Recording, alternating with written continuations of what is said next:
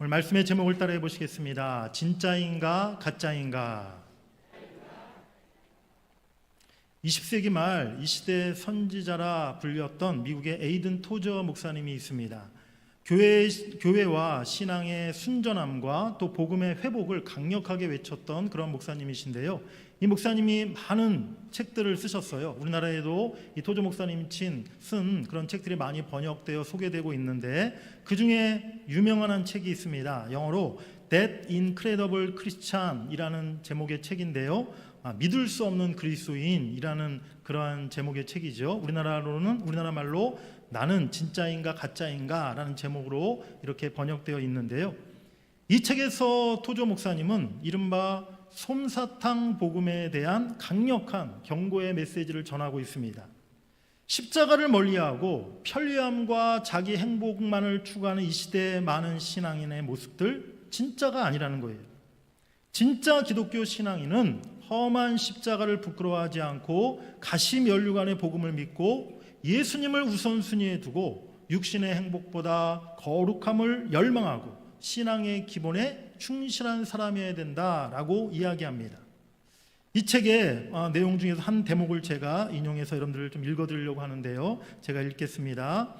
예수님을 찾아왔던 젊은 부자는 제자가 되기 위해서 큰 대가를 지불해야 한다는 것을 알았을 때 근심하는 얼굴로 예수님에게서 떠났다. 그는 산 허리에 양지 바른 곳을 포기할 수 없었다.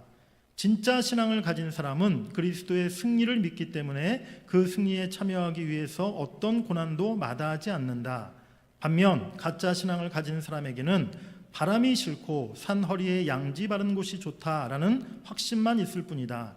모든 사람들은 당장의 평안을 주는 것 같은 가짜 신앙 편에 서야 할지 아니면 영원한 평안을 주는 진짜 신앙 편에 서야 할지를 스스로 결정해야 한다. 오늘 우리가 함께 읽은 마태복음 7장 20절 이하 예수님께서도요, 이 진짜와 가짜에 대해서 말씀하고 있습니다. 진짜 구원받은 사람이 있고 겉보기엔 구원받은 사람 같아 보이지만 실상은 구원받지 못한 가짜가 있다는 거예요. 사랑하는 성도 여러분들, 우리가 어떻게 구원을 받았습니까? 우리는 오직 믿음으로 구원받은 사람들인 줄 믿습니다. 또한 그 믿음 또한 하나님께서 우리에게 값없이 선물로 주신 은혜라는 거예요. 우리가 잘 아는 에베소서 2장 8절 말씀 한번 같이 읽어보시겠습니다. 너희가 그 은혜를 인하여 믿음으로 말미암아 구원을 얻었나니 이것이 너희에게서 난 것이 아니요 하나님의 선물이라. 아멘. 하나님의 은혜로, 하나님이 우리에게 주신 선물인 믿음으로 말미암아 오직 우리가 구원함을 받은 줄 믿습니다. 우리의 그 어떤 공로나 노력이나 애씀도 우리의 구원에 아무런 보탬이 되지 못한다는 거예요. 갈라디아서 3장 11절에도 또 하나님 앞에서 아무나 율법으로 말미암아 의롭게 되지 못할 것이 분명하니 이는 의인이 믿음으로 살리라 하였음이니라 라고 말씀하고 있습니다. 율법을 지킴으로 또 행위로 구원받는 것이 아니라 오직 믿음으로 구원받는 것이 우리 기독교 구원론의 핵심 진리라는 것을 여러분들이 꼭 기억하시기를 바랍니다. 우리가 구원받고 영원한 생명을 얻게 된 것은 오직 하나님께서 은혜로 주신 믿음으로 인하여 예수 그리스도를 나의 구주로 믿고 영접한 그 믿음으로 이루어진다는 것이죠. 이것을 우리는 언제나 잊지 말고 확신해야 될 줄 믿습니다. 바로 우리의 구원의 확신은 여기서 기초한다는 것이죠. 그런데 한 가지 중요한 질문을 여러분들에게 드리겠습니다. 믿음으로 우리가 구원받은 것은 분명한 사실인데, 그렇다면 그 믿음의 있고 없음을 누가 결정해 주는 것일까요? 내 믿음이 진짜인지 가짜인지 그것을 우리가 어떻게 알 수 있을까요? 믿음은요, 눈에 보이는 것이 아니지 않습니까? 객관적이고 어떤 물리적인 방법과 기준으로 계산할 수도 없고 판단할 수도 없는 게 믿음이라는 거예요. 우리가 그 누구의 믿음이 있고 없음을 판단할 수 없고 결정할 수 없다는 것입니다. 그럼에도 우리는 성경의 여러 구절을 근거로 우리의 진짜 믿음을 확인해 볼 수 있는 줄 믿습니다. 우리 먼저 고린도후서 13장 5절 말씀 읽어보시겠습니다. 너희가 믿음에 있는가 너희 자신을 시험하고 너희 자신을 확증하라. 예수 그리스도께서 너희 안에 계신 줄을 너희가 스스로 알지 못하느냐? 그렇지 않으면 너희가 버리운 자니라. 아멘.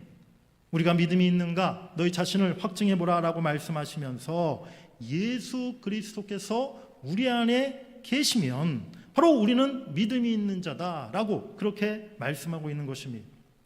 요한복음 3장 5절에서 예수님은 사람이 물과 성령으로 나지 아니하면 하나님의 나라에 들어갈 수 없다라고 분명히 말씀하셨어요. 그렇습니다. 진짜 믿음이 있다는 것은 크게 두 가지입니다. 먼저 예수님이 내 안에 계셔야 하는 것입니다.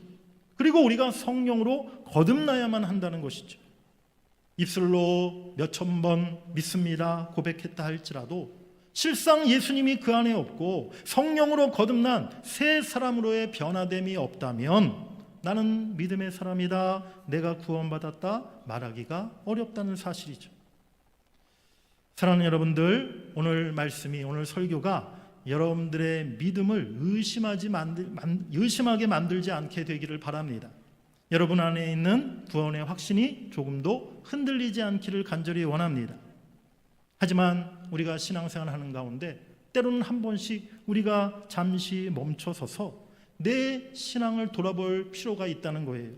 내가 지금 바른 길을 가고 있는지, 내가 믿음의 길을 잘 걸어가고 있는지, 내가 주님이 말씀하신 그 좁은 길을 향해 나아가고 있는가를 우리가 스스로 살펴보고 내 자신을 돌아보는 것은 너무나 중요한 일인 줄 믿습니다. 오늘 주님이 주신 말씀과 예수님이 물으시는 질문을 통해서 우리의 구원받은 성도로서 우리의 삶을 돌아보고 더욱 주의 말씀에 순종하여 아름다운 열매 맺기로 결단하시는 여러분들이 되시기를 주의 이름으로 간절히 축복합니다. 오늘 예수님이 우리에게 질문하세요. 우리 첫 번째 예수님의 질문 따라해 보시겠습니다. 믿음을 증거하는 진짜 열매가 있느냐? 오늘 본문 말씀은 굉장히 짧지만 아주 중요한 말씀이고요. 또 사실 많은 논란이 되는 그러한 말씀이기도 합니다. 오늘 이 본문은 마태복음 7장의 전체 맥락을 살펴보면서 우리가 이해할 필요가 있는데요. 본문은 7장 13절부터 하나의 흐름으로 쭉 이어져 오고 있습니다. 예수님은 먼저 좁은 문, 좁은 길이 영생으로 가는 길이라 라고 그렇게 말씀하셨죠. 그런데 거짓 선지자들이 그 길로 가는 우리들을 미혹하고 자꾸만 넓은 길로 가도록 유혹한다는 거예요. 거짓 선지자는 겉모습은 양의 옷을 입고 나타나기 때문에 그들을 구분하기가 쉽지 않다는 것이죠. 주님은 거짓 선지자를 구별하기 위해서 그들의 말과 삶의 열매를 보라라고 말씀하셨습니다. 그들이 가르치는 교훈의 내용뿐만이 아니라 그들의 삶을 보라라고 예수님이 가르쳐 주신 것이죠. 그리고 오늘 이어지는 본문에서는 또 다른 기준을 하나 더 제시해 주고 계십니다. 그 사람이 거짓 선지자인가, 그 사람의 열매를 보면 알 수 있는데 그 열매 중에서도 가짜가 있다는 거예요. 그것이 무엇입니까? 그게 바로 주여 주여 하는 그들의 신앙 고백이라는 것이죠. 겉보기에는 믿음을 고백하고 예수를 나의 구주라 라고 부르고 있는데 그게 그들의 진짜 믿음의 열매가 아니라 라고 오늘 예수님이 말씀하십니다. 심지어 그들이 설교를 하고 예언을 하고 방언하고 엄청난 능력을 행하고 귀신을 내쫓고 기적을 행하는데 그것이 진실한 믿음을 나타내는 열매가 아니었다는 것입니다. 그렇다면 오늘 예수님이 말씀하시는 믿음을 증거하는 진짜 열매가 무엇이란 말씀입니까? 오늘 예수님은 그것이 하나님의 뜻대로 행하는 것이다 라고 말씀하고 있는 줄 믿습니다. 우리 본문 21절을 같이 읽어보시겠습니다. 나더러 주여 주여 하는 자마다 다 천국에 들어갈 것이 아니요 다만 하늘에 계신 내 아버지의 뜻대로 행하는 자라야 들어가리라. 아멘. 이 구절 때문에 교회에서 우리가 합심 기도할 때나 통성 기도할 때 주여를 외치지 않습니까? 그때마다 한 번 또는 세 번만 외친다는 거예요. 절대로 두 번 외치지 않는다는 거예요. 실제 그렇죠? 우리가 통성 기도할 때 주여 한 번만 하든지 아니면 주여 3창을 하지 주여 2창을 하지는 않는 것 같아요. 믿거나 말거나. 어떤 사람들은요 이 본문만 이 구절만 딱 띄어내서 끄집어내서 구원받는 데 있어서 중요한 것은 믿음이 아니라 행위다. 예수님이 이렇게 말씀하지 않으셨느냐. 또 저기 신약 성경 야고보서를 한번 봐라. 믿음만 아니라 행위로 구원받는다고 하지 않았느냐라고 그렇게 주장하면서 이른바 행위 구원론을 그렇게 주장하기도 합니다. 그런데 그러한 이야기는요, 성경 전체의 내용, 복음의 핵심을 알지 못하고 하는 잘못된 이야기라는 것입니다. 성경을 보면 믿음과 행위가 절대로 따로따로가 아니라는 것이죠. 야고보서에서 행위로 구원받을 수 있다라고 그렇게 말씀하는 것이 결코 아니라는 사실입니다. 진짜 믿음이 있는 사람이라면 말로만 그칠 수 없고 삶 속에서 행함으로 나오게 되어 있다는 것이죠. 그것이 진짜 믿음이다라고 야고보서에서 우리에게 교훈하고 말씀하고 있는 줄 믿습니다. 성경은 언제나 이 믿음과 행위가 같이 간다라고 말씀하고 있어요. 진짜 믿음이 있다면 죄 짓기를 싫어하고 경건하고 선한 행실에 힘쓰게 된다는 것이죠. 믿음으로 구원받은 우리 안에 예수님이 계시지 않습니까? 성령으로 거듭나서 성령님이 우리 안에서 역사하고 계시지 않습니까?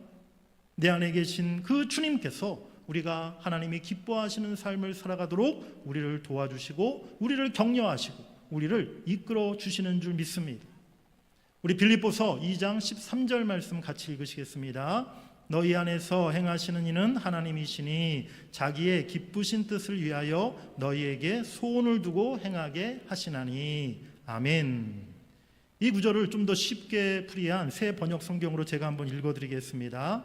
하나님은 여러분 안에서 활동하셔서 여러분으로 하여금 하나님을 기쁘게 해드릴 것을 염원하게 하시고 실천하게 하시는 분입니다.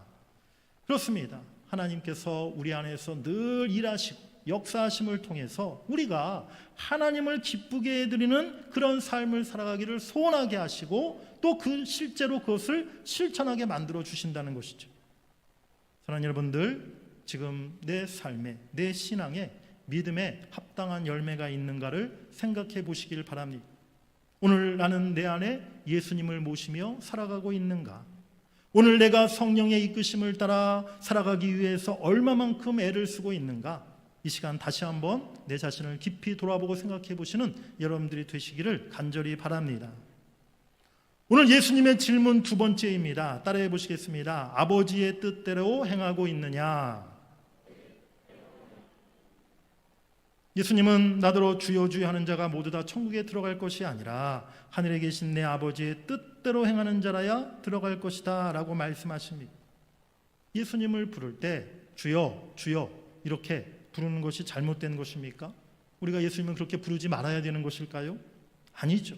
당연히 맞는 것입니다. 우리가 예수님을 당연히 주님으로 불러야 되는 것이죠. 또 그렇게 부르라고 우리에게 성경은 말씀하고 있어요. 베드로가 예수님을 향한 신앙 고백을 할 때 주는 그리스도시요 살아계신 하나님의 아들이시니이다 라고 그렇게 고백하지 않았습니까? 예수님을 주라 그가 불렀죠. 고린도전서 12장 3절에도 성령으로 아니하고는 누구든지 예수를 주시라 할 수 없느니라 라고 말씀하고 있습니다. 우리가 예수님을 주님으로 나의 주로 부르는 것, 우리 안에 계신 성령님께서 그렇게 부르도록 만들어 주신다는 것이죠.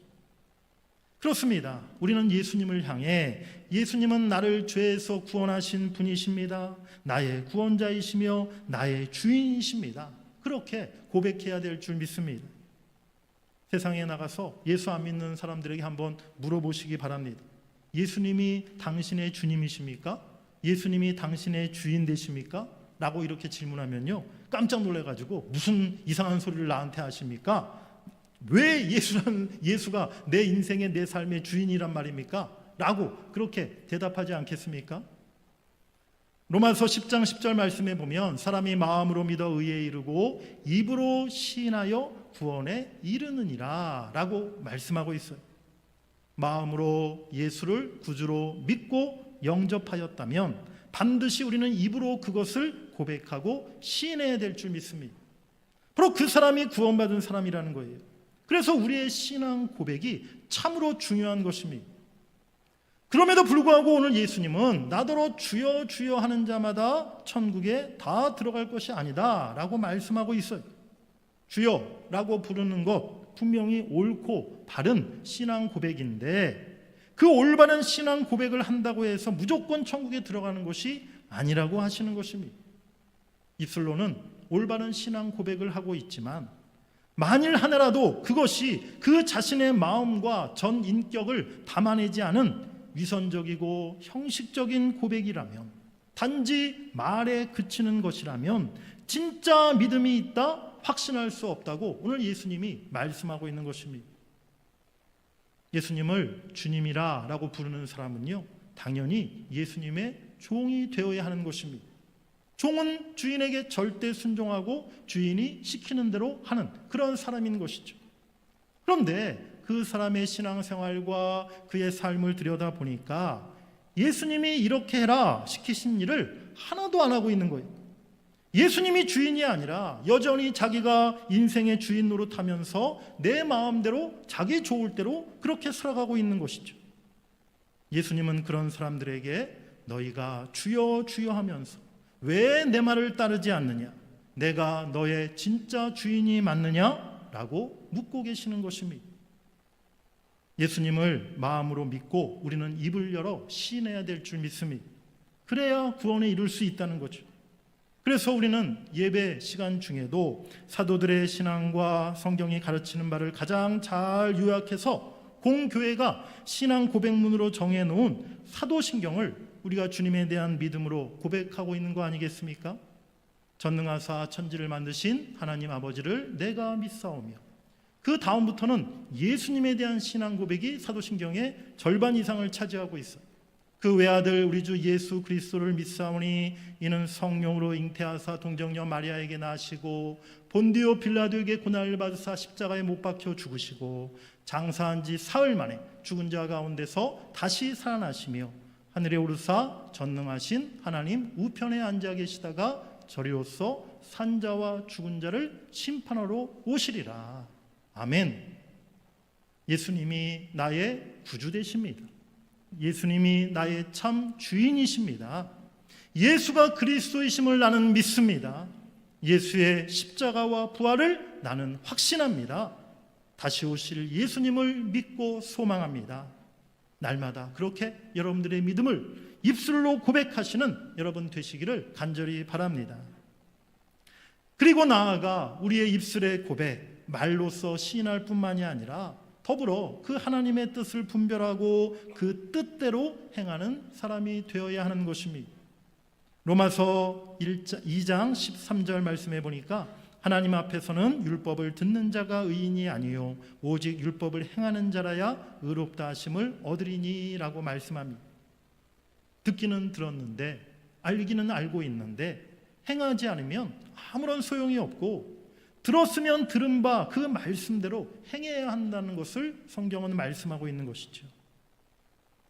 물론 우리가 예수님 믿었다고 해서 하루아침에 우리가 완전히 새로운 사람으로 바뀔 수 있는 것은 아닐 것입니다.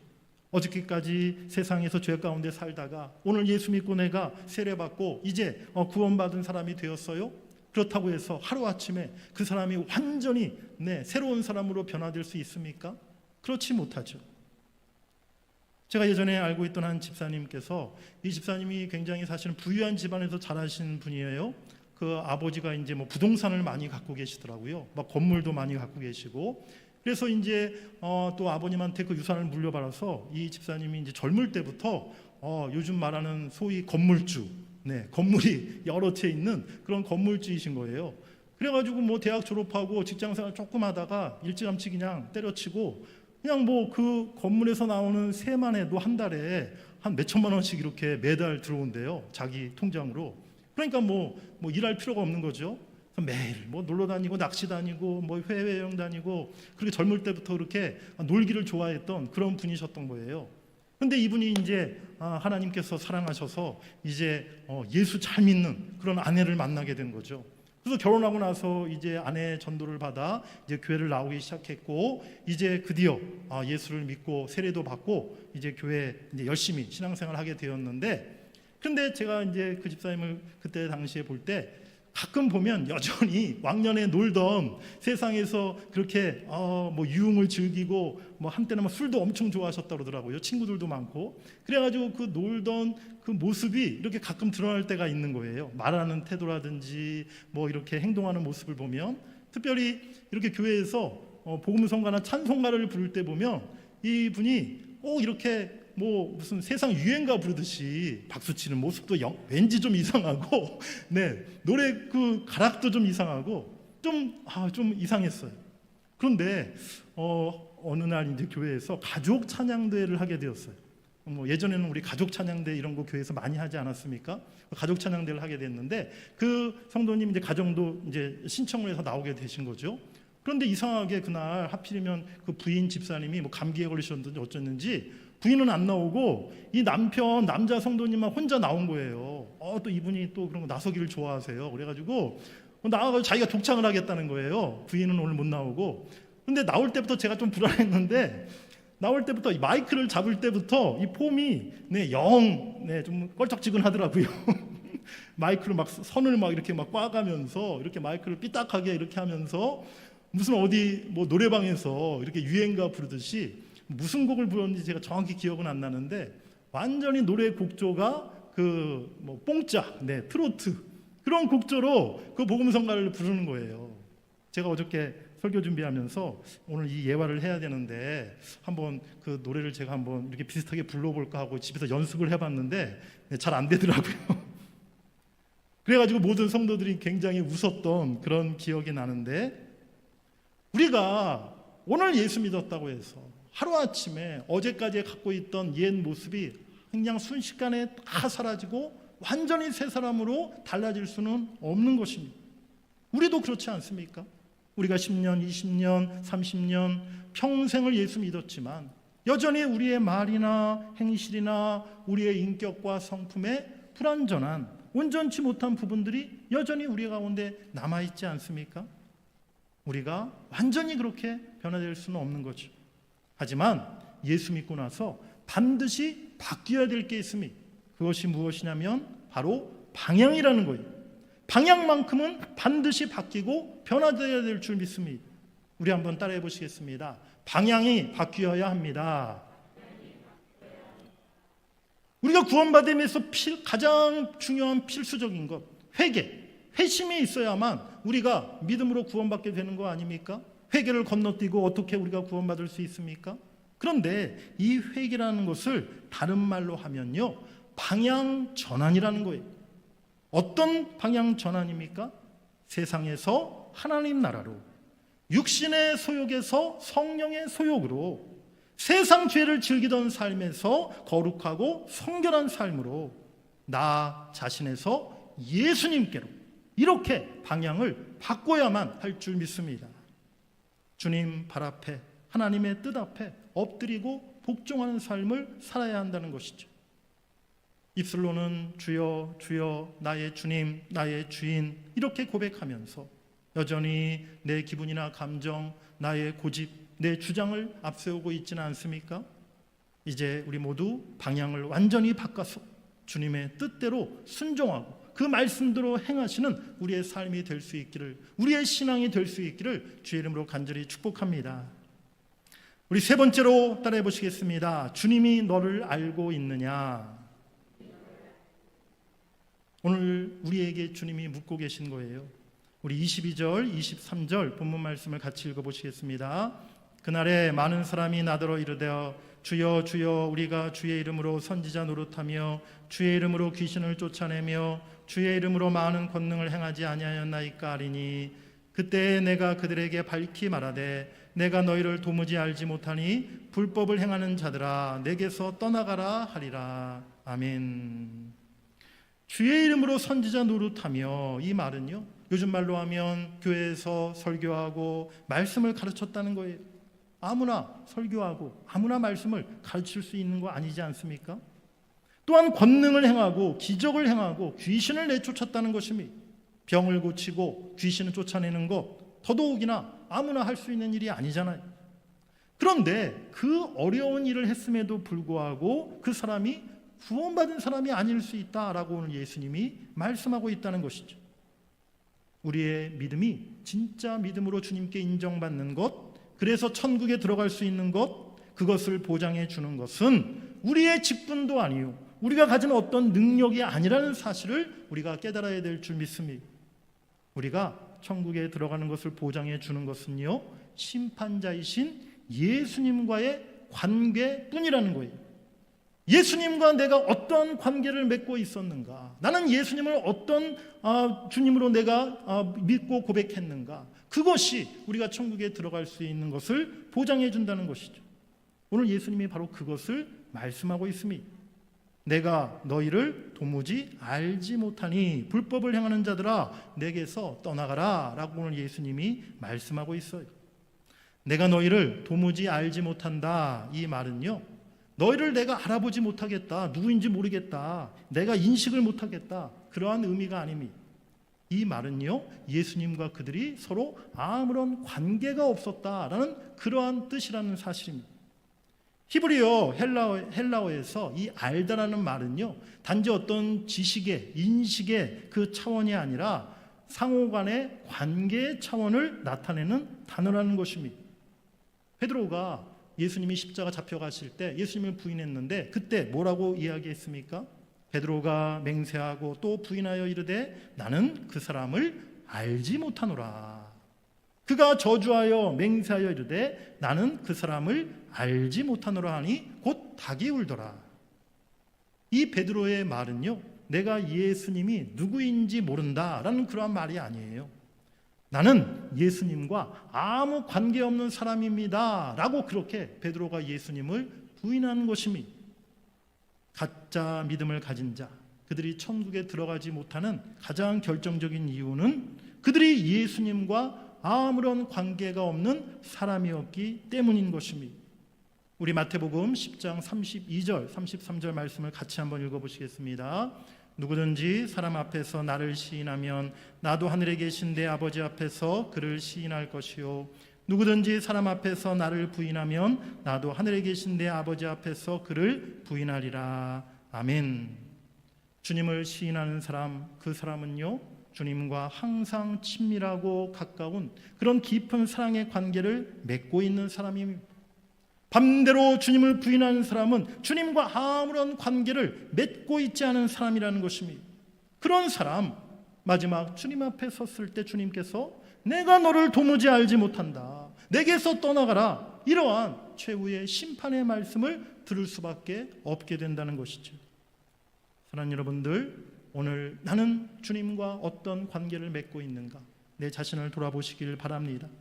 지난날에는 내가 주님과 너무나 친밀하고 가까운 사랑의 관계를 맺고 있었는데 어느 날 어느덧 내가 지금 주님과 너무 멀어져 있는 것은 아닌가, 주님과의 관계를 우리가 다시 점검하고 우리가 주님과 멀어져 있었다면 다시 그 주님과의 관계를 회복해야 될 줄 믿습니다.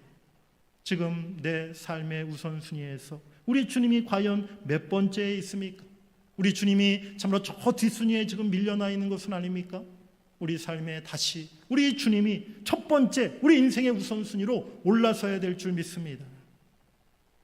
사랑하는 여러분들, 이 시대 수많은 교회가 있고 수많은 성도들이 있습니다. 그 중에 어떤 교회가 진짜 복음이 있고 진짜 생명이 있는 교회라고 생각하십니까? 또 어떤 성도가 진짜 믿음을 가진 성도입니까? 말로만이 아니라, 지식으로만이 아니라 실제로 좁은 길을 걸어가는 성도, 그러한 교회가 되어야 될 줄 믿습니다. 행함과 실천으로, 삶으로 아름다운 열매를 맺는 교회, 성도가 바로 진짜 성도요 진짜 교회임을 여러분들이 믿으시길 바랍니다. 세상 유행, 세상 방식을 따르는 것이 아니라 오직 하나님의 뜻대로 행하는 교회, 하나님의 뜻대로 행하는 성도가 되어야 될 줄 믿습니다. 여러분, 어쩌면 우리 생각보다 진짜가 아주 적을지도 몰라요. 하지만 여러분들, 진짜가 어디 있고 가짜가 어디 있을까? 다른 교회, 다른 성도들 여러분들이 살피실 필요도 없고요, 조사해 볼 필요도 없고요, 관찰할 필요도 없습니다. 중요한 것은 내가 진짜 믿음 있는 성도가 되는 것이 중요한 일인 줄 믿습니다. 다른 사람들이 가짜면 뭐합니까? 만일 내가 진짜가 아니어서 주님 앞에 섰을 때 내가 주님께 인정받지 못하고 천국에 들어가지 못하는 자가 되면 그것이 가장 큰 문제 아니겠습니까? 다른 교회를 살필 것이 아니라, 다른 성도들을 우리가 판단할 것이 아니라 내 믿음을 살피고 내가 언제나 진짜 믿음 있는 성도의 삶을 살아가도록 힘써야 될 줄 믿습니다. 우리 교회가 진짜 생명이 있는 교회, 진짜 복음이 있는 교회가 되도록 기도하며 힘써야 될 줄 믿습니다. 저와 여러분 모두 우리 동문교회가 진짜 믿음이 있고 진짜 행함이 있는, 그리하여 주님께 인정받는 성도, 주님께 칭찬받는 그런 교회 될 수 있기를 주의 이름으로 간절히 축원합니다.